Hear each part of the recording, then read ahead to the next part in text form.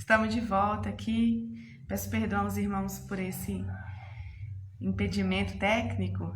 E eu iniciei o vídeo novamente para que o irmão Fabrício pudesse retornar aqui. Então, eu quero desde já agradecer a cada um dos irmãos que estão conosco. Quero louvar a Deus pela vida de vocês.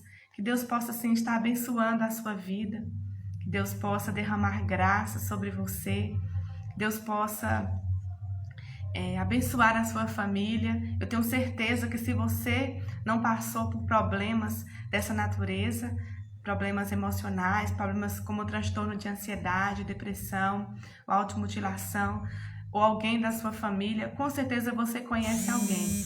Nós estamos vivendo nesse tempo em que as pessoas estão passando por esses momentos difíceis e a gente precisa estar atento, a gente precisa estar com o nosso coração atento para que as pessoas possam se sentir acolhidas.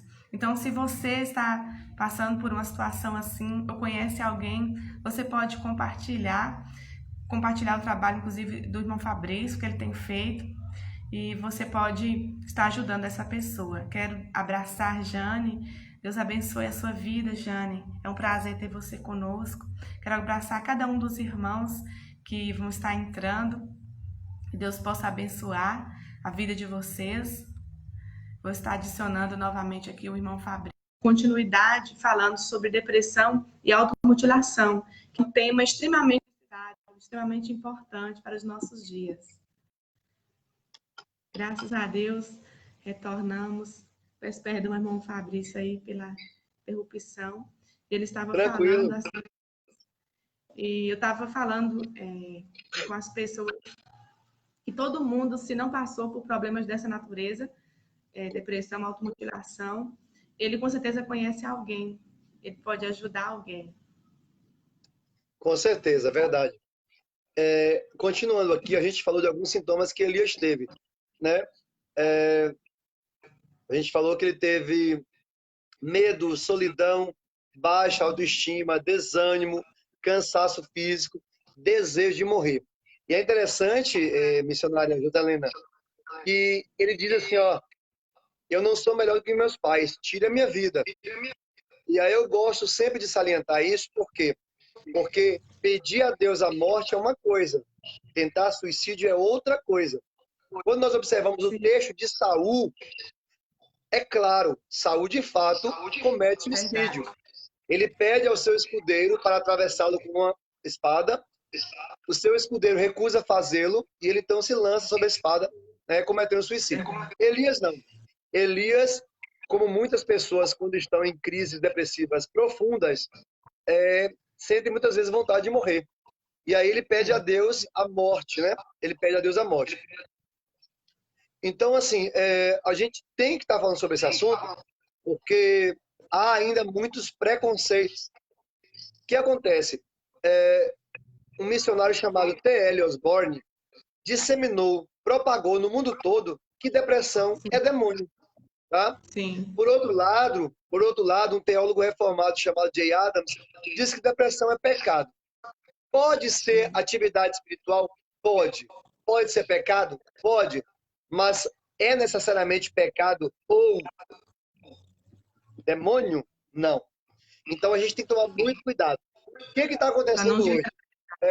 Muitas pessoas não têm coragem de dizer que tem depressão, principalmente quando são evangélicas. Por quê? Medo de serem estigmatizadas, medo de serem marginalizadas, medo de serem tidas como alguém demoniado. E aí a pessoa sofre dentro da igreja, precisa de tratamento psiquiátrico, precisa de tratamento psicológico, precisa realmente de um tratamento, de uma avaliação mais profunda, mas por causa disso fica presa dentro de si mesma, não consegue se abrir com ninguém, não consegue conversar com ninguém, porque não tem coragem de falar que está doente. E é necessário que isso seja feito. Porque, na verdade, o principal interessado em ser curado é o paciente. É a própria pessoa. Então, em primeiro lugar, eu preciso reconhecer que eu não estou bem. E aí eu preciso diferenciar. Por exemplo, a gente sempre fala, eu preciso diferenciar a ansiedade normal de uma ansiedade doentia, um transtorno. Eu preciso diferenciar também uma tristeza normal de uma tristeza doentia. Ou seja, você tem momentos de tristeza e alegria, todo ser humano tem isso.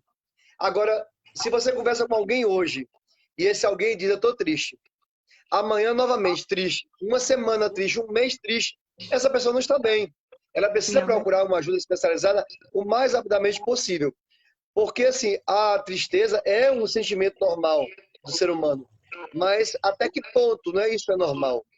Então, eu costumo dizer o seguinte, como eu faço para diferenciar, para saber se eu estou em depressão ou estou em ansiedade? Se você antes fazia tanta coisa, não tem mais desejo, ânimo, coragem para fazer, você precisa entender que há uma necessidade de ajuda. Então, por exemplo, você é uma pessoa ativa, trabalha, mesmo sendo uma pessoa que é doméstica do lar, mas está ali o dia todo lavando roupa, limpando casa, lavando prato, e essa pessoa acorda, não tem coragem mais de levantar da cama, não tem mais coragem de fazer atividades que antes davam prazer. Por exemplo, eu gostava de ler um livro, não gosto mais. Eu gostava de assistir uma série, não gosto mais. Eu gostava de fazer caminhada, não gosto mais. Então, essa pessoa precisa de uma ajuda. É interessante que eu estava lendo um livro do pastor norte-americano Max Lucado. Ele disse que a esposa dele teve depressão. E quando ela ia ao culto, as pessoas perguntavam, tudo bem, minha irmã? Ela dizia, não, não estou bem, estou depressiva. E isso é interessante, porque é necessário que a pessoa entenda. Então, eu preciso saber que eu não estou bem, eu preciso entender que eu necessito de ajuda, tá?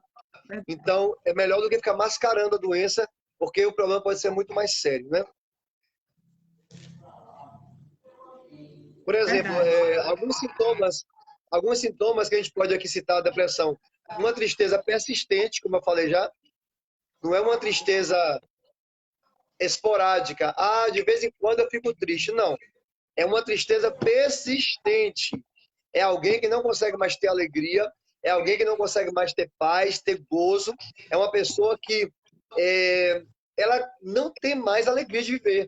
É uma tristeza que se perpetua, uma tristeza constante, persistente. Como eu falei, perda de interesse por atividades rotineiras. Tudo aquilo que você fazia que dava prazer, não dá mais. Você parou. Perda ou ganho de peso, sonolência aumentada ou diminuída. Olha que interessante. Principalmente quem tem ansiedade, tem uma sonolência muito grande, tá? É uma pessoa que dorme, por quê? Porque ela dorme, na verdade, e acorda sem conseguir descansar. Então, durante o dia, ela tem muito sono mesmo. Cansaço, fadiga constante, sensação de inutilidade, culpa, né? Desesperança, irritabilidade, perda de concentração, pensamento suicida, tudo isso é característica de uma depressão. E é interessante, irmã Joselena, que algumas pessoas estão em depressão e você percebe pelo semblante a tristeza. E você pergunta, você está bem? Aí a pessoa diz, não, eu estou triste. Aí você pergunta, mas por que você está triste? A pessoa diz, eu não sei dizer porque eu estou triste. Porque, na verdade, o que acontece? 90% dos nossos processos mentais são inconscientes. Então, talvez a pessoa foi rejeitada na infância, sofreu um abuso sexual, essa pessoa tem problema de carência afetiva, tem um outro problema emocional que causou um trauma lá atrás, e essa pessoa, ela, na verdade, por uma questão de um mecanismo de defesa do ego, jogou para o inconsciente, tá? Porque é uma questão de sobrevivência, a gente precisa viver. Então, eu finjo que aquilo não aconteceu e jogo lá para o inconsciente. Então, essa pessoa diz, eu não sei porque eu estou triste. Na verdade, ela tem problemas sérios, mas estão lá no inconsciente. Daí a importância da psicanálise, da psicologia, da psiquiatria, para tentar entender o que está acontecendo com a pessoa. Trazer à tona esses processos, né? Quero Porque, na abraçar verdade, vocês. Deus abençoe cada um. Compartilhem e coloquem suas dúvidas aí, que o irmão Fabrício, na medida do possível, vai estar respondendo. Amém. Então, é isso. Às vezes o problema está lá atrás, no inconsciente, a pessoa não sabe, né? Por que está com aquele problema. E, assim, as causas da depressão são físicas, psicológicas ou espirituais. Mas, em alguns casos, há também um entrelaçamento de fatores, tá? Por exemplo, Davi atribuiu a depressão que ele teve ao pecado de adultério com Batseba. Ok, beleza. Então, é um problema de origem espiritual que atingiu a alma de Davi. Então, a gente vê aqui o quê? Alguns fatores, algumas raízes entrelaçadas, né?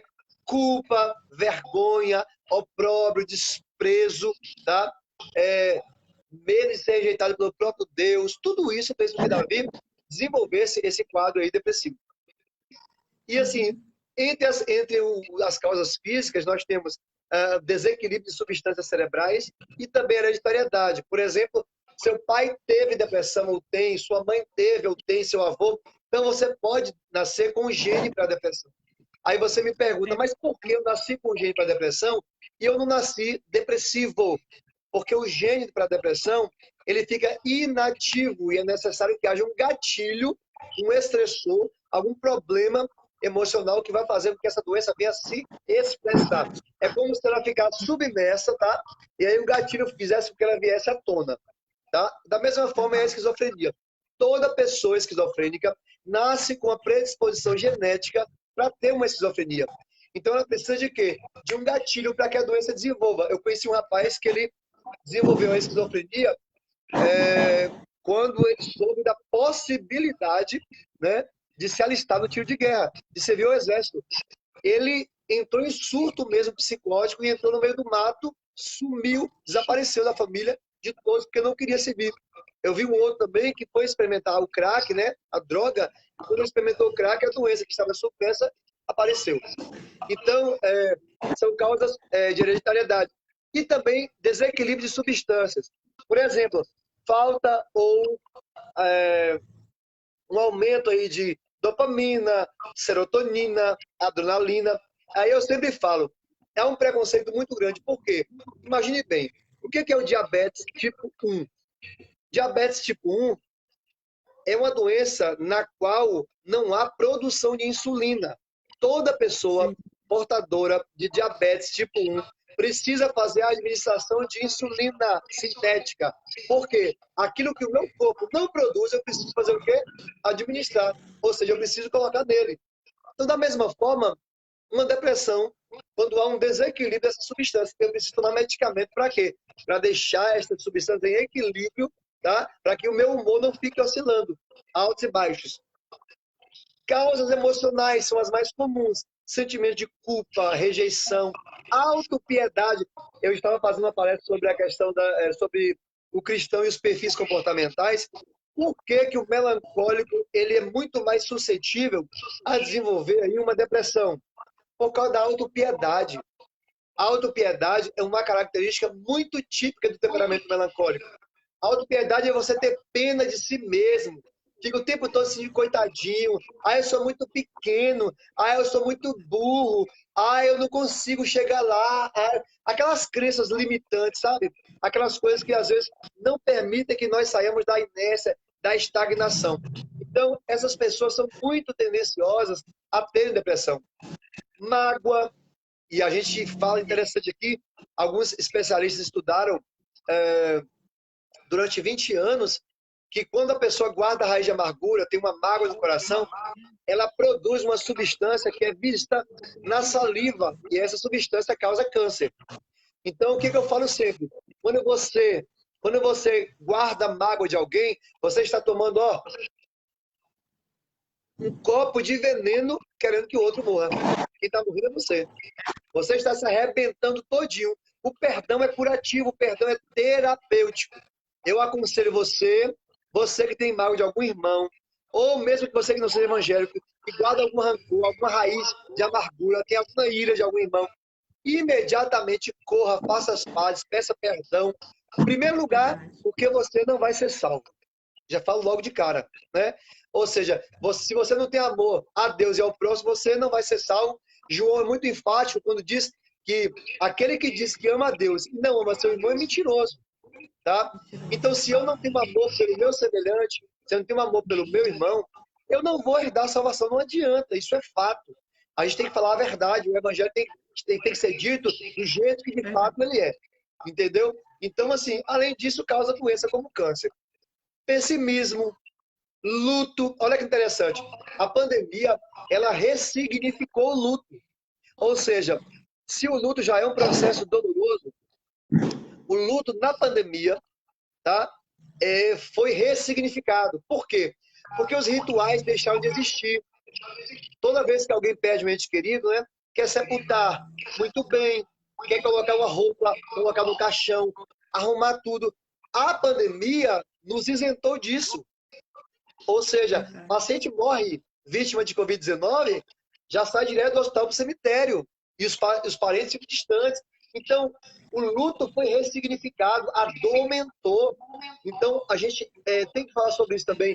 E quando eu falo de luto, missionária, a gente tem que entender uma coisa: não somente luto, como todos os conflitos emocionais, como todas as crises existenciais. Todo ser humano é individual, é único, é ímpar, é singular. E as respostas emocionais são diversas, são distintas, são diferenciadas. Por exemplo, algumas pessoas lidam muito bem com luto, outras não. E eu não posso apontar o dedo, criticar e dizer você é muito fraco, levanta a cabeça, sacode a poeira, dá a volta por cima. Não é assim, porque nem todos respondem da mesma forma. Isso é uma questão de resiliência. Algumas pessoas têm mais resiliência do que outras. E a gente tem que respeitar. Para quem não sabe o que é resiliência, eu vou explicar aqui. Por exemplo, se você pega uma mola e estica, estica, estica essa mola, depois que você solta, ela vai voltar para o mesmo lugar. Se você pega um elástico, estica, estica, estica, ele vai voltar para o mesmo lugar. Então, o que é resiliência? A capacidade que alguns corpos têm de voltarem ao estágio original após uma ação elástica. Ou seja, trazendo para o nosso contexto, dizer, alguém está me ligando aqui, eu já cancelei a ligação. Alguém estava me ligando, eu cancelei. Então, trazendo para a gente aqui, o que acontece? Algumas pessoas têm uma estrutura muito maior para poder lidar com desertos da vida. Algumas pessoas atravessam desertos com muita tranquilidade, mas tem gente que não. Né? Tem gente que já amadureceu, de tantos desertos que já viveu, né? A gente chama de palmeira, né? É aquela pessoa palmeira que é resistente mesmo ao sol causticante do deserto, também ao frio, enfim. É uma pessoa que consegue ter firmeza, ter pulso, e você olha para essa pessoa e diz como que ela consegue sobreviver a tanto sofrimento. Mas tem gente que não, que às vezes o problema é até menor, e essa pessoa ela começa a sofrer de forma intensa, né? E não desvalorizando a dor de ninguém. Algumas pessoas até dizem que tem gente que se afoga com um copo d'água, né? Eu não vou dizer isso porque seria uma questão de desrespeito, porque cada um tem sua individualidade, cada um tem a sua forma de reagir a determinados estressores emocionais. Desemprego, doença, divórcio, agressão, tudo isso pode causar depressão. A gente estava falando sobre a questão de abuso, né? Mulheres que sofrem abuso. E, infelizmente, é um problema silencioso, né? Algumas crianças são abusadas pelos pais, padrastos, e vivem, né, dentro de um casulo, na introspecção, vivem no autismo, dentro de si mesmas, não se abrem para ninguém. Essas pessoas têm uma predisposição muito maior a desenvolverem um quadro depressivo. Então, são vários elementos que podem causar uma depressão emocional. E espiritual também. Quando eu falo sobre espiritual, a gente tem que entender uma coisa. Nós não podemos subestimar, tampouco superestimar a ação do nosso adversário. É claro e óbvio que, por exemplo, uma doença pode ter uma origem emocional ou física, mas no decorrer do tempo pode haver aí a intromissão de um componente espiritual. Vou dar um exemplo. Eu fui orar para um rapaz, ele teve uma depressão de causa emocional. Só que, quando nós fomos orar por ele, ele começou a dizer que o nome dele não era aquele, que era o nome do pai dele que já morreu. E aí a gente observou que era uma manifestação demoníaca ali. Então, eu falo sempre, nós temos que tomar muito cuidado, missionária. É importante ter o dom de discernimento de espíritos para entender, de fato, se o problema é espiritual ou se o problema é somente emocional ou físico. O pastor Alcione Emerick, de Vila Velha, Espírito Santo, ele escreveu um livro chamado Físico, Psicológico ou Espiritual, em decorrência de uma experiência que ele teve quando era novo convertido. A gente sabe que todo novo convertido é afoito, quer fazer tudo, quer ter experiências novas. E aí o pastor dele convidou-o para que ele fosse exorcizar, né? Fosse expulsar o demônio de um jovem. Ele foi todo feliz, foi para casa desse jovem. Quando chegou na casa desse jovem, eu sempre conto essa experiência em palestras também, ele ficou sentado em um sofá, em frente ao outro jovem, e ficou apenas olhando, olho no olho. O jovem não esboçou nenhuma reação, e ele saiu dali convicto de que tinha expulsado o demônio do jovem. Primeiro que não há como expulsar o demônio de alguém sem que haja uma manifestação. Né? O demônio sai e ele se manifesta para sair. Quando é uma opressão é diferente, mas quando é uma possessão, é necessário que ele se manifeste para sair. Então, depois de alguns dias, ele ficou sabendo que o jovem era esquizofrênico. Então, olha o problema seríssimo. Outra coisa que eu falo sempre, se nós formos orar por uma pessoa que tem depressão e esta pessoa não tiver ataque demoníaco, se o problema dela não for espiritual e nós falarmos, sai demônio, eu te expulso em nome de Jesus, nós podemos causar um agravamento no quadro depressivo, ou seja, ao invés de melhorar o quadro da pessoa, eu posso piorar. E talvez essa pessoa, até o momento, nunca tenha pensado em tirar sua vida, e a partir deste momento ele pode pensar em tirar sua vida. Por quê? Ele vai pensar o seguinte, nossa, eu não tenho valor mais nenhum. Né? Porque toda pessoa deprimida, ela se sente inútil, né? Ela não tem mais vontade de viver muitas vezes, quando o quadro é muito grave. Aí você vai dizer para essa pessoa tem demônio no corpo. Então, é uma irresponsabilidade, é uma arbitrariedade. Eu falo sempre, cuidado. Você que trabalha com cura e libertação, se você não tem o dom de discernimento de espíritos, tenha cautela na hora de orar por alguém. Tenha muita cautela. Então, é uma irresponsabilidade, porque ao invés de melhorar a situação, você pode piorar a situação daquela pessoa. Então, olha só, vamos aqui voltar aqui à Bíblia. Aquela mulher, lá de Lucas 19, ela ficou 18 anos com um espírito de enfermidade na coluna. O próprio texto é categórico ao dizer que era um espírito de enfermidade. Está muito claro, não era uma enfermidade de origem física, era um espírito de enfermidade. Então ela andava encurvada. Era um problema físico de origem espiritual. Quando Jesus expulsou o demônio, quando expulsou o espírito, ela automaticamente ficou curada. O problema de Jó. Jó teve lepra, e a lepra de Jó era uma doença física, mas de origem o quê? Espiritual. A gente sabe que foi porque Deus permitiu que Satanás tocasse em Jó. Então, isso também não quer dizer que Jó estava endemoniado. Isso não quer dizer que aquela mulher estava endemoniada. A gente tem que tomar muito cuidado com essas coisas. Com os extremismos, com as generalizações. Ah, tudo é Deus, tudo é o diabo. A gente esquece do componente humano. Tá? Generalizar, tudo é isso, tudo é aquilo. Não, a gente tem que tomar cuidado para observar com sensibilidade o caso, observar com acurácia. É isso mesmo. O problema de fato é esse. Olha só, é incrível porque muita gente não tem nenhum tipo de conhecimento a respeito do assunto e acha que sabe. Tudo para eles é demônio. E aí é o que eu falo sempre. Quando eu não sei tratar algo, é muito mais fácil eu dizer que é o diabo. Né? É muito mais fácil. Então, o que acontece? A gente tem que tomar cuidado com isso para a gente não acabar piorando o quadro de uma pessoa que esteja em depressão. Então, você que trabalha com cura, com libertação, tome muito cuidado. Tem que estar muito bem fisicamente, espiritualmente, emocionalmente para trabalhar com isso. Pessoas que trabalham com trabalho de libertação, principalmente. Expulsar demônio, né? Orar para Jesus libertar pessoas vítimas de obra de macumbaria, feitiçaria, bruxaria. Muito cuidado. Eu já vi pessoas entrarem em surto psicótico e até mesmo tentarem suicídio depois de orar por pessoas oprimidas, porque não tinha uma estrutura física e psicológica para isso. Então a gente tem que tomar muito cuidado mesmo em relação a esse tipo de coisa. E é muito pertinente a nossa fala aqui hoje, missionária. Eu louvo a Deus pela oportunidade que nós temos de estar falando sobre o assunto, debatendo sobre o assunto. E eu sou grato a Deus porque as igrejas agora estão mais abertas a esse tipo de diálogo, a esse tipo de discussão.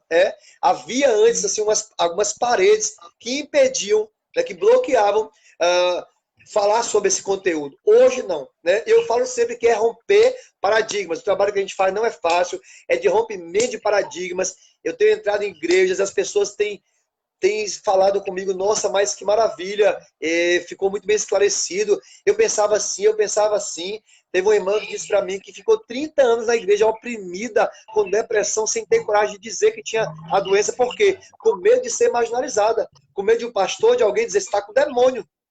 Já imaginou que situação? Sim, Então, tem que haver esse tipo de discussão, de debate, de diálogo, para que as pessoas tenham um esclarecimento maior sobre o assunto. verdade. Você que está nos assistindo, um abraço especial. Estou te Deus ouvindo, te não. abençoe. Estão Não conosco. estou te ouvindo.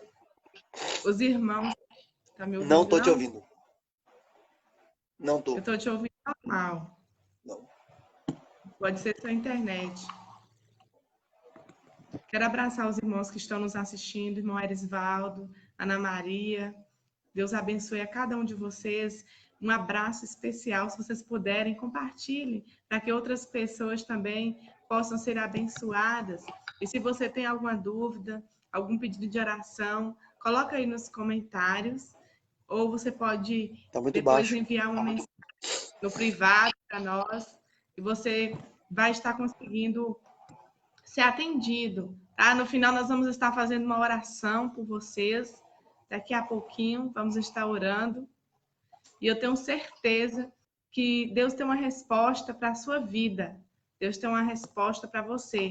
A Ana Santos, ela mandou... Maria Santos mandou a paz do Senhor para o irmão Fabrício. Deus te abençoe, irmã Maria Santos. E cada um de vocês que estão nos acompanhando desde o outro vídeo, que a gente teve um problema e teve que recomeçar, tá? Mas eu tenho certeza que Deus, ele quer o seu bem-estar. Amém? O desejo de Deus é o seu bem-estar em todas as áreas. Na verdade, tá baixo, tá? Não estou ouvindo muito bem, não, você, a senhora.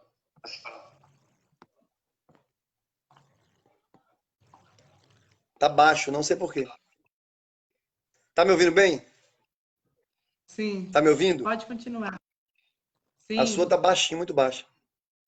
Pois é, então assim, tem que haver esse discernimento, tem que haver esse conhecimento.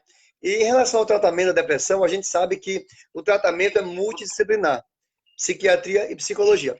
Alguns casos mais leves, não há necessidade de intervenção medicamentosa. E algumas pessoas perguntam qual a diferença da psiquiatria e da psicologia. A psiquiatria, ela trabalha com alívio sintomático, ou seja, com medicações. Por quê? Porque a depressão, assim como a ansiedade, é uma doença psicossomática, é uma doença que ela atinge a mente e também o corpo. Por isso que algumas pessoas sentem, às vezes, dores no corpo, como o depressivo, por exemplo. Algumas pessoas com ansiedade têm diarreia. Quem tem síndrome do pânico, por exemplo, tem uma aceleração dos batimentos cardíacos, há um suor muito frio nas extremidades, mãos e pés, tá? Então, apresentam quadros muito parecidos com um ataque cardíaco. E a pessoa, às vezes, vai ao médico, o médico diz, você não tem problema nenhum no coração, faz uma bateria de exames, faz ecocardiograma, eletrocardiograma e percebe que a pessoa pode ter um problema de ansiedade. Depressão também. Então, assim, o psiquiatra, ele trabalha com alívio de sintomas. Vou explicar aqui, trocando em miúdos. Exemplo, se você está com a garganta inflamada e vai tomar um medicamento, e essa garganta inflamada gerou uma febre, não adianta você tomar uma dipirona, não adianta você tomar um paracetamol, porque você vai aliviar momentaneamente a febre, depois a febre vai voltar. Por quê? Porque você não resolveu o problema de base. Você resolveu um sintoma decorrente de quê? Da inflamação. Então eu preciso tomar o quê? Um ibuprofeno, um diclofenaco, uma nimesulida, para curar a inflamação, automaticamente a febre vai ceder. Da mesma forma, no caso da depressão e doenças psicossomáticas. Não adianta tomar medicamento apenas. Eu preciso ir ao psicólogo ou ao psicanalista, porque eu preciso entender qual a causa do problema. O que está causando essa dor?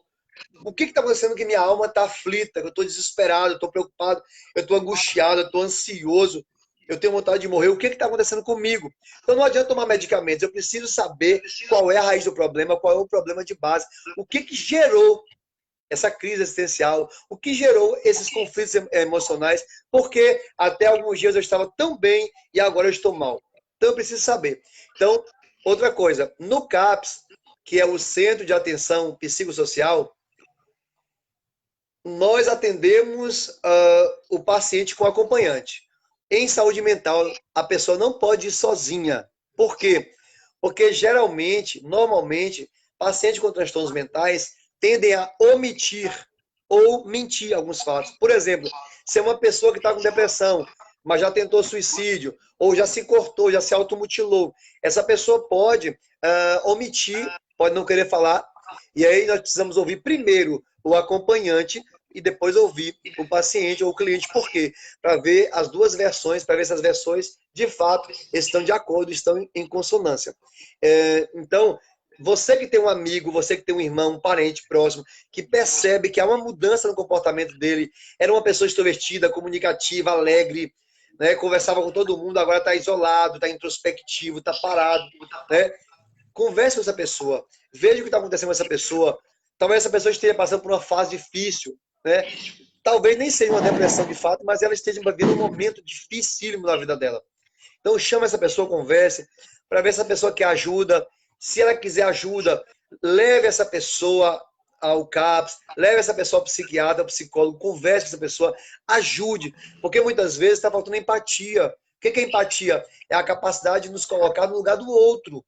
E aí a gente tem que entender o seguinte, às vezes tem alguém do nosso lado morrendo, até mesmo dentro de casa, e a gente não sabe. Por quê? Porque a gente não tem mais diálogo. Às vezes o pai não conhece mais o filho, a mãe não conhece mais o filho, né? Existem muitos órfãos de pais vivos. O que é isso? Filhos que não têm mais o amor dos pais, o afeto dos pais. Aí às vezes o pai fala, mas eu dou casa para ele, eu dou comida para ele, eu dou escola para ele, eu dou isso para ele. Você dá muito presente para o seu filho, mas e presença você dá para ele? Você dá amor, você dá carinho, você dá afeto para seu filho, né? Não está faltando paternidade para ele, ou não está faltando maternidade para ele. Então, tudo isso tem que ser colocado em pauta, eu preciso observar direitinho. Eu, de fato, estou criando meu filho no caminho que deve andar, né? Então, são algumas avaliações que devem ser feitas, observadas, e aí eu falo novamente, você que conhece alguém que está em sofrimento psíquico ou emocional, converse com essa pessoa e leve essa pessoa, ajude-a enquanto é tempo. Porque essa pessoa pode já ter alguma ideação suicida e pode, né, de uma hora para outra, querer tirar sua própria vida. Porque tem gente que mascara a dor, né? Tem gente que está sorrindo o tempo todo e um lugar que o povo usa máscara é rede social, né? Você vê as pessoas rindo, sorridentes, aparentemente felizes, mas na verdade estão sofrendo em casa, na cama, não levando da cama, em sofrimento, passando um processo dificílimo, mas para todo mundo, porque a rede social é uma vitrine, ele quer aparecer muito bem, para que todo mundo fale, nossa, que maravilha, ele está bem, está ganhando muito dinheiro, está muito feliz, está namorando, está apaixonado. Na verdade, é só uma farsa, é uma camuflagem, né? Uma máscara que ele está usando. Então, busque realmente ajudar quem precisa. Alguma colocação para a gente entrar em automutilação? Heloísa Lima está dizendo que foi muito esclarecedor. Obrigada, Heloísa. Deus abençoe. Amém, Heloísa. Deus abençoe. Nossa função é essa aqui, realmente, esclarecer alguns pormenores, né, que permeiam aí o cotidiano de muitas pessoas, sobretudo cristãos. Agora a gente vai falar sobre automutilação, né? Nós lemos o texto de Elias e também vou ler aqui, 1 Reis 18, 28, não ler, mas comentar. Quando Elias ele está no confronto do Carmelo, o texto diz que os profetas de Baal, eles começaram a se cortar, se retalhar com facas, com lancetas, com lanças, se cortar. Eles derramavam sangue em sacrifício a Baal. O que é isso? Automutilação, ou autoflagelação, ou autolesão. Na verdade, esse termo não é encontrado na Bíblia, mas olha há quantos anos já existia. Sempre existiu, né? Só que a automutilação, ela tem vários propósitos, digamos assim. Naquele caso, eles se cortavam para quê? Para sacrificarem ao deus Baal. O que é automutilação, para quem não sabe? É uma palavra proveniente do inglês cutting, que significa cortar. É uma agressão direta ao próprio corpo sem intenção consciente de suicídio. Olha só, algumas pessoas se automutilam no pulso, se cortam no pulso. E aí, às vezes, o pai ou a mãe leva essa pessoa para o médico, e aí o médico pergunta assim, qual foi a sua intenção? Aí a pessoa vai dizer, eu cortei porque eu estou sofrendo assim, assim, assim. E que, na verdade, qual é a função primordial da automutilação? Externalizar uma dor emocional. Exteriorizar. Ou seja, eu quero tirar essa dor de dentro do meu peito e eu vou transferir para o físico. Tanto que quando algumas pessoas cortam, não sentem a dor, porque a dor emocional é maior e acabam fazendo isso.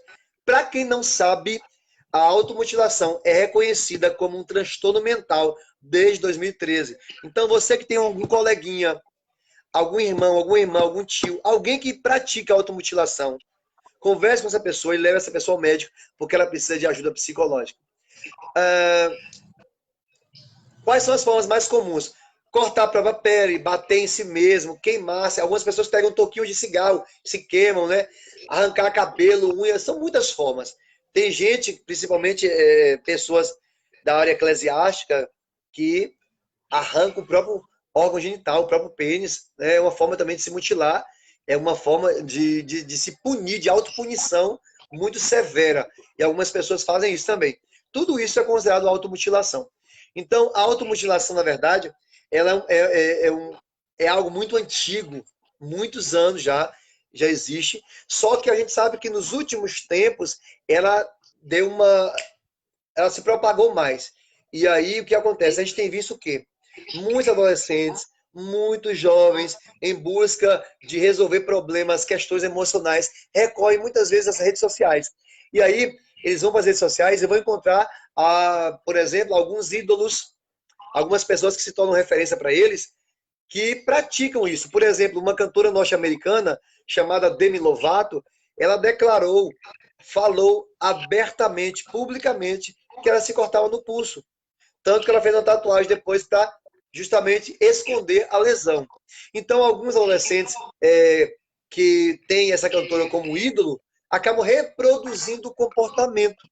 Então, aí a importância dos pais estarem o tempo todo instruindo o filho no caminho que deve andar, levando o filho à igreja, mostrando a palavra de Deus, os princípios bíblicos, conversando com o filho. Às vezes o filho está cheio de questionamentos, porque principalmente a adolescência é uma fase de muitos conflitos, de maturação biológica e psíquica, e ele, às vezes, ele não é criança nem adulto, ele não sabe o que faz, e ele entra, às vezes, em crise, ele entra dá pane no sistema mesmo, e ele não sabe o que fazer, e aí ele, às vezes, busca algumas alternativas para tentar resolver problemas emocionais, arrancar essa dor, né, que está na alma. E, às vezes, o pai ou a mãe não conseguem ver isso dentro da própria casa, porque não tem mais diálogo, não conversa mais com o filho. Então, o que acontece? Então, hoje também virou muito modismo. Né? Eu já vi até grupos de escola, tribos em escola, né, cujo líder usava um cordão com uma gilete na ponta. E para participar desse grupo tinha que se cortar. Um absurdo. Um absurdo. Então, assim, os jovens precisam realmente estarem pautados nas Sagradas Escrituras, ler a palavra de Deus, observar atentamente, ler e praticar a palavra de Deus, para que tenha o quê? Um autoconhecimento, para que tenha um conhecimento de Deus. Olha que interessante, Daniel, um grande exemplo para a gente, foi para a Babilônia, foi para um lugar totalmente diferente de onde ele morava. Ele foi no meio de uma cultura pagã, mesmo assim ele se manteve fiel ao Senhor. Ele se manteve fiel aos seus princípios, tudo aquilo que ele aprendeu, ele se manteve fiel. Ele colocou em seu coração não se contaminar com as coisas desse mundo. Nós estamos no mundo, mas nós não somos do mundo. E às vezes a gente não entende isso. E como cristãos, nós temos que andar de acordo com aquilo que está sendo ditado pelas Sagradas Escrituras. Temos que tomar muito cuidado. A ética cristã sempre andou na contramão da ética secular. Né? E aí os jovens hoje, muitas vezes, não têm um conhecimento porque não estudam a palavra, não oram, não buscam aproximar de Deus, não procuram conhecimento, o entendimento da palavra, o discernimento da palavra. E às vezes, geralmente, não quero criticar aqui, mas geralmente essas pessoas que praticam automutilação são pessoas que estão o tempo todo em rede social, 24 horas no celular, passam a noite sem dormir, assistindo série de Netflix, assistindo filmes de terror. Quer dizer, enchendo a alma de coisas que não são benéficas. E aí depois a gente ora por essa pessoa, a gente jejua por essa pessoa, e essa pessoa não faz por onde. Ou seja, o principal interessado em querer uma cura, uma libertação, é a pessoa que está sofrendo. Então, não adianta eu orar pela pessoa, jejuar pela pessoa, se a pessoa chega em casa e tudo que vem na mídia ele vai assistir, tudo que vem na internet ele vai ver, tudo que não presta ele vai assistir. E aí eu falo, o que adianta? A gente, é como se a gente estivesse remando contra a maré, entendeu? É a mesma coisa, eu vou dar um exemplo aqui, de você pegar uma pessoa que tem problema de asma, no meu caso, né? Alguém que tem asma, fazer uma inalação aqui e depois colocar essa pessoa para dormir em um quarto cheio de mofo, de umidade. Essa pessoa vai voltar a ter crise de asma. Então não adianta você orar, jejuar, ler Bíblia e depois você ir para frente do celular e encher a sua alma de tudo aquilo que não presta. Não adianta. Não adianta. Nós temos que fazer a nossa parte. Olha só, os especialistas são unânimes de que a fé, de fato, nos ajuda a sair de qualquer problema existencial, de qualquer problema emocional. Tá? A fé. E quando eu falo de fé, eu não falo de ser crente. Eu falo de fé mesmo em Deus, porque tem pessoas que nunca foram à igreja, mas creem piamente em Deus. Assim como tem gente na igreja que não crê em Deus. Isso é fato. Então, a fé em Deus, ela realmente resolve muitas questões. E olha só, a situação da automutilação e do suicídio, por exemplo, chegaram a se tornar, a se configurar como um sério problema de saúde pública. No ano passado, 2019, o presidente da República, Jair Messias Bolsonaro, ele instituiu a lei número 13.819. Essa lei institui a Política Nacional de Prevenção da Automutilação e do Suicídio. Então, são dois problemas seríssimos de saúde pública. E, embora nosso tema seja depressão e automutilação, é um efeito em cascata. A depressão que leva à automutilação, que pode levar também ao suicídio. Porque, embora a intenção inicial da automutilação não seja o suicídio, com o passar do tempo, essa pessoa pode dizer, nossa, eu estou me cortando há tanto tempo, não está surtindo efeito. Essa pessoa pode querer, então, fazer algo mais letal, né? Para tentar realmente tirar a sua própria vida. Então, a gente tem que estar de olho. Uma coisa interessante. Muitas pessoas que se mutilam andam de moletons, debaixo de um sol quente, de calça, porque às vezes corta a perna, corta o braço, né? Eu vi uma jovem mesmo uma vez que ela só andava de vestido de calça porque ela se corta nas pernas, né? Então, esconde os pais, esconde muitas pessoas. Algumas pessoas falam assim, eu caí, machuquei o braço. Na verdade, não caiu, ele se cortou. Ele coloca uma faixa e fala que ele caiu. Na verdade, ele se cortou. Né? Então, assim, tem que tomar cuidado. O pai e a mãe precisam conhecer o filho, precisam saber onde o filho está andando, o que ele está fazendo, para evitar essa questão. Já estamos, assim, encaminhando para os instantes, os momentos conclusivos da nossa live, porque já passam de 20 horas. Nós pedimos perdão a vocês por conta das interrupções técnicas, e por conta disso a gente não conseguiu concluir antes das 20 horas, que era o nosso propósito. Na verdade, eu quero abraçar e agradecer o Wilton, que é o pai de Heloísa, que ele avisou que é ele que está aí no Facebook da Heloísa. Deus abençoe, e Deus abençoe a todos vocês que estão nos acompanhando. Daqui a pouquinho nós vamos estar fazendo uma oração, e eu tenho certeza que Deus tem milagre para a sua vida emocional nessa noite. Missionário Helena, eu só quero concluir com algumas coisas aqui ainda, para a gente terminar aqui, vamos ver aqui. Olha só, é mais complexo do que uma maneira de lidar com o estresse emocional. Então, se automutilar não é uma forma de lidar com o estresse emocional, porque se fosse assim, todo mundo praticaria automutilação. Mas algumas pessoas cometem como uma forma de autopunição, como eu já falei, reencenação do abuso. Olha que absurdo. Olha como funciona o psicológico. Algumas mulheres que foram abusadas sexualmente, por exemplo, na infância, umas tomam aversão ao homem, né? Às vezes tornam até lésbica. Outras não têm esse problema, mas quando chegam a ter uma intimidade maior, que percebem que estão prestes a ter uma relação sexual ou um compromisso mais sério, acabam se afastando com medo de novamente ter contato íntimo com o homem. E tem gente que pratica a automutilação como uma forma de reencenação do abuso. Já pensou? Para sentir a própria dor do abuso. Adoração, como a gente já falou, dos profetas de Baal. Purificação, proteção, autoimagem distorcida e até mesmo controle, entre outras razões. né? Às vezes também tem adolescente ou jovem que se corta com pedido de socorro para ser visto pelo pai ou pela mãe. Porque os pais não estão nem para ele. Aí ele se corta para ver se consegue chamar a atenção do pai ou da mãe. Tem criança, por exemplo, que não recebe carinho do pai, não tem afeto do pai, não tem diálogo em casa, e quando chega na escola, ele começa a ter um comportamento atípico. Ele começa a brincar com o coleguinha, a bagunçar, a não realizar atividades mais. Por quê? Porque ele quer chamar atenção, ele quer ser visto por alguém, porque na casa dele ninguém enxerga ele. Aí ele quer ser visto na escola. Problema sério, tá? Então, assim, o pai tem que conhecer, a mãe tem que conhecer o filho. Qual é o grupo de risco da automutilação? Ele é mais frequente entre abusos, entre indivíduos, quer dizer, que apresentam outros transtornos, como depressão, abuso de substâncias psicoativas e o transtorno de personalidade borderline, né? O borderline, na verdade, é uma pessoa que tem, na verdade, ideações suicidas, é uma pessoa que tem uma vulnerabilidade muito grande a se cortar, é uma pessoa que vive o tempo todo em instabilidade emocional. E aí algumas pessoas perguntam, qual a diferença do borderline para o bipolar? Primeiro que bipolaridade é um transtorno do humor. Segundo que borderline é um transtorno de personalidade.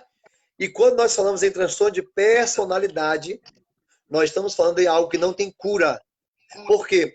Porque a personalidade do indivíduo ela é formada pelo temperamento e pelo caráter. O temperamento, quando nós falamos de temperamento, nós falamos de características inatas, que nascem com o indivíduo. Então, o indivíduo ele tem um temperamento, ele vai morrer com esse temperamento.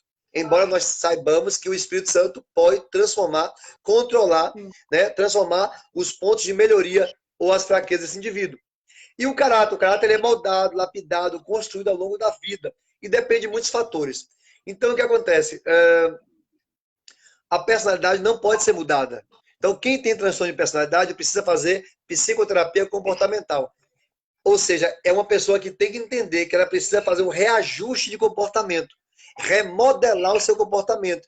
Ou seja, se eu sei que o meu comportamento é prejudicial para mim e interfere nas minhas relações com os familiares e com o outro, com a sociedade de modo geral, eu preciso participar de psicoterapia para que eu possa ter o meu comportamento reajustado.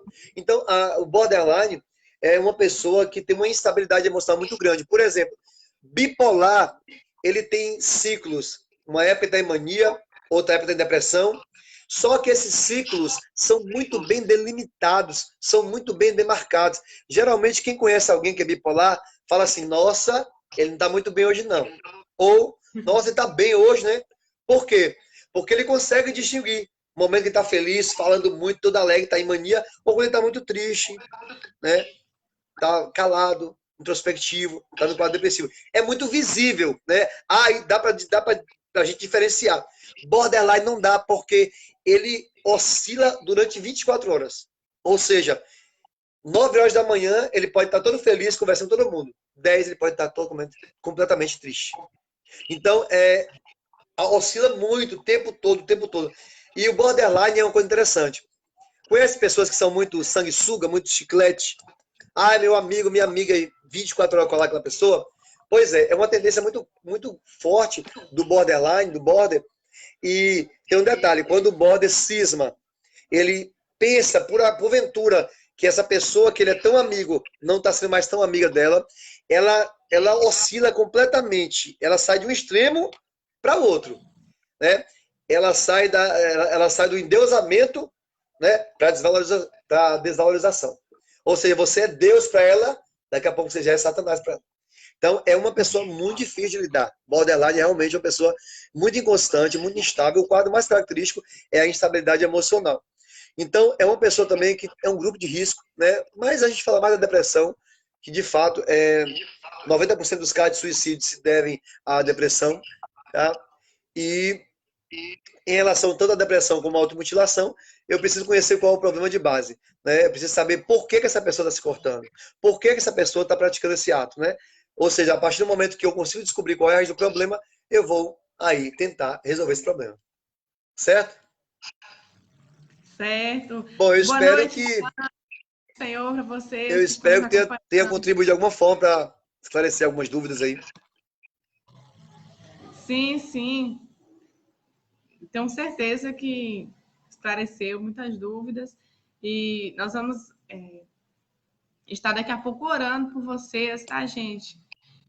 E eu creio, assim, que à medida que vocês forem compartilhando esse vídeo, mesmo depois vai ficar gravado, e pessoas vão conseguir ter um entendimento maior a respeito dessas questões tão importantes.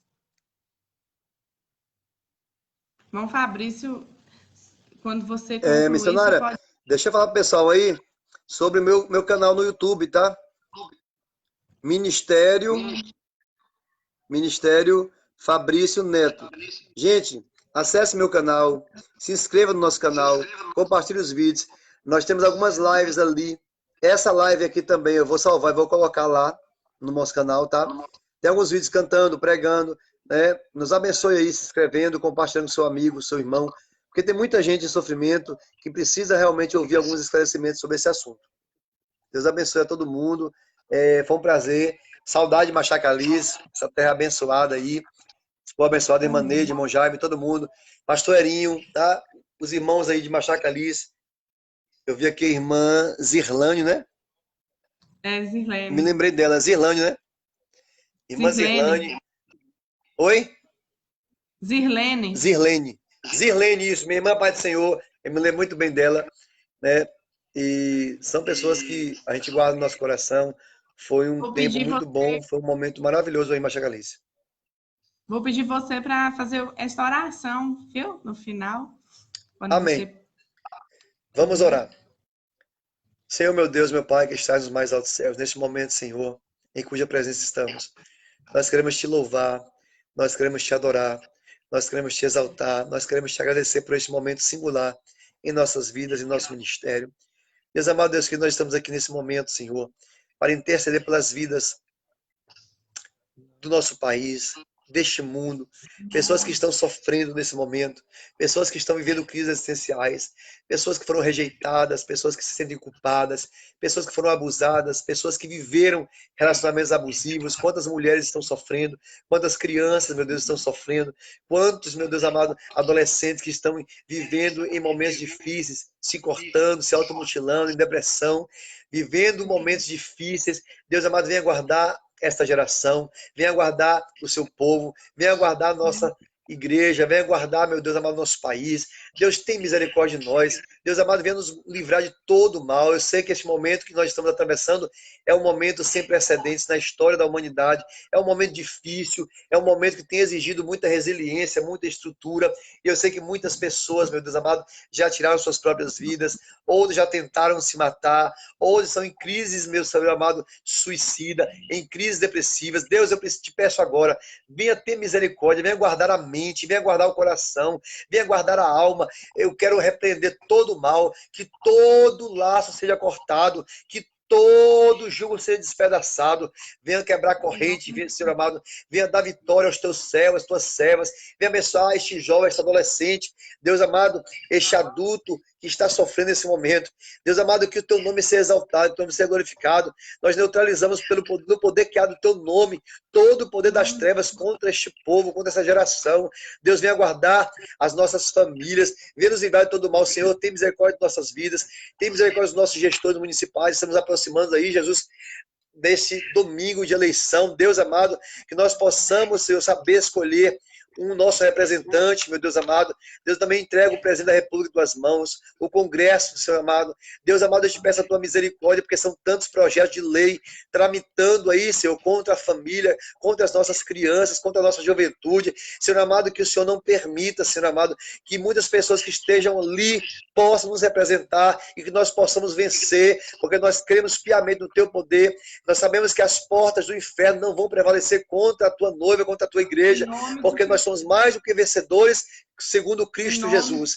Deus amado, eu entrego a tua serva missionária Josalene em tuas mãos, o seu esposo, pastor Erinho, a sua família. Deus amado, todo o teu povo de Machacaliz, teu povo de Itamaraju, da Bahia, de Minas, de todos os estados brasileiros, de todo o nosso país, do mundo, Senhor. Guarda-nos debaixo do teu precioso sangue, livra-nos de todo o mal, em nome de Jesus, em nome de Jesus. Em nome de Jesus, glorificado seja o Senhor. Eu quero dizer a vocês que não conhece ainda o trabalho do irmão Fabrício, vou deixar o link do canal dele na minha página, tá? Vou deixar aqui embaixo nos comentários também, assim que a gente encerrar o vídeo, vou deixar o link do canal dele e vou deixar para vocês o link onde está sendo comercializado o meu livro. O Senhor nos concedeu um livro, Ruth, um legado de fé, esperança e amor. E esse livro foi gerado em um período difícil, em um período em que eu deixei toda a minha carreira, toda a minha vida na Bahia, e eu e meu esposo começamos a viver o projeto missionário. Então, foi uma forma que eu encontrei de escrever e de encontrar prazer em algo, porque eu já não tinha minhas atividades profissionais, eu estava me vendo no deserto. E para fugir da tristeza profunda, da ansiedade, para até não estar em depressão, eu comecei a exercitar esse talento, a escrever, e Deus me concedeu, no meio do deserto, esse livro. Então, eu falo sobre a nossa trajetória, sobre como Deus abençoa as nossas vidas. Eu falo sobre a enfermidade que meu pai atravessou, o câncer, e a vitória que Deus deu.